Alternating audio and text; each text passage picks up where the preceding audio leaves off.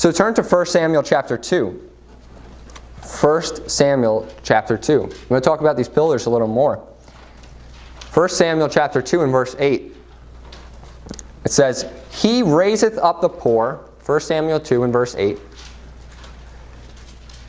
He raiseth up the poor out of the dust, and lifted up the beggar from the dunghill, to set them among princes, and to make them inherit the throne of glory.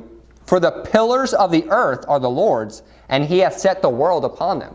So the pillars of the earth are the Lord's, and He has set the earth upon them. So, this could put forth the theory that there are pillars holding the earth.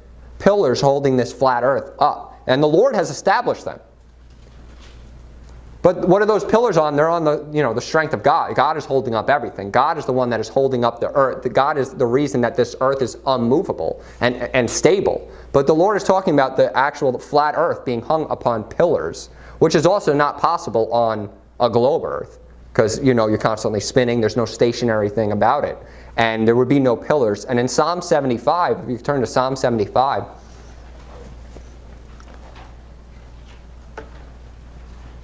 it's the Lord that is actually holding the earth. It is the Lord that's keeping the earth stationary. It's the Lord that has established the earth, and He created it. Look in Psalm 75 in verse 3.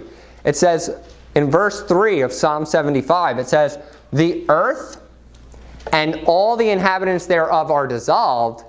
I bear up the pillars of it. So it's talking about the Lord bearing the pillars of the earth. So the Lord holds the earth. He bears up the pillars. It is the Lord that is keeping the earth stationary. When you think of pillars, you think of something that's established. You think of something that is, you would use pillars to hold up a building. And a building is not something that's constantly in motion. You wouldn't use pillars to hold up a car. You wouldn't use pillars to hold up an airplane. You use pillars to hold up something that's established, something that's stationary. Turn to Job chapter 26, verse 7. Job chapter 26, verse 7. And in Job chapter 26, verse 7, he's talking about the Lord, and he says, He stretcheth out the north over the empty place, and hangeth the earth upon nothing. So if you think of the north as the center of the flat earth, and He's stretching out the north over the empty place, because it's a circle, and He's hanging the earth upon nothing. So those pillars, He's establishing them. He's holding the earth. He's keeping it fastened. And that is literally hung upon nothing. You can't say the pillars are hung upon something, because it's the Lord that has established it. And He's stretching out the north over an empty place. Stretching out the north over an empty place. And hanging the earth upon nothing. But in the heliocentric model of the earth is hung upon the gravity of the sun.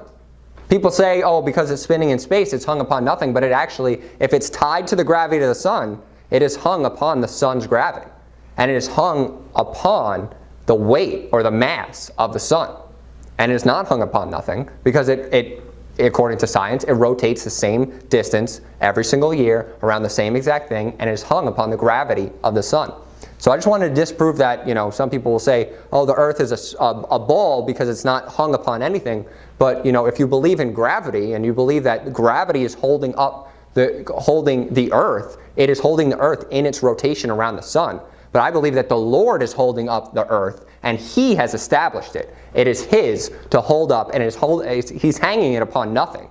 He's hanging it upon nothing because it's established on His pillars.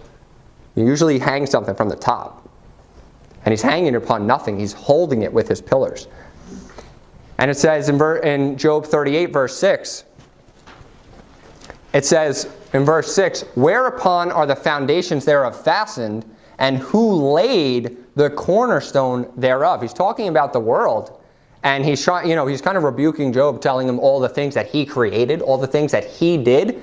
And he's saying, if you can answer this, whereupon are the foundations thereof, the earth, fastened? Where's the earth fixed? Where it is? Tell me where it is. Who laid the cornerstone, which is something you would do for something that's established, a cornerstone, a building.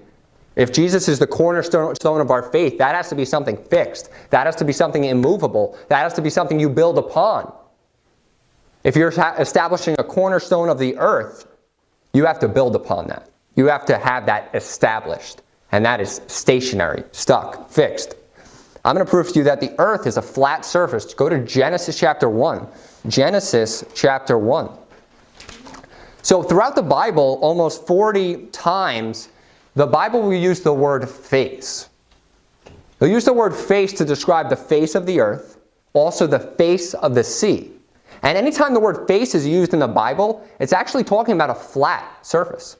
So if you're in Genesis chapter 1, look at verse 29, it says, "And God said, Behold, I have given you every herb bearing seed which is upon the face of all the earth, and every tree which is the fruit of a tree yielding seed, to you it shall be for meat."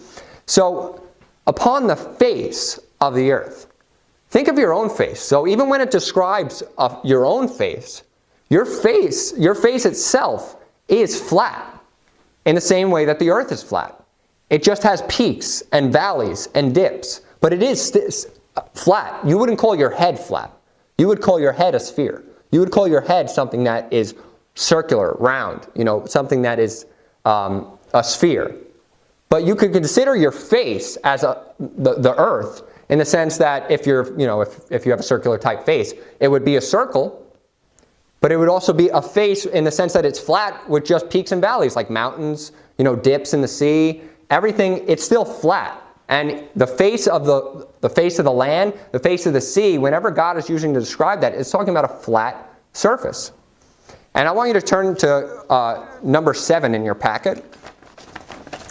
If you look in your packet, we're going to look at picture number 7.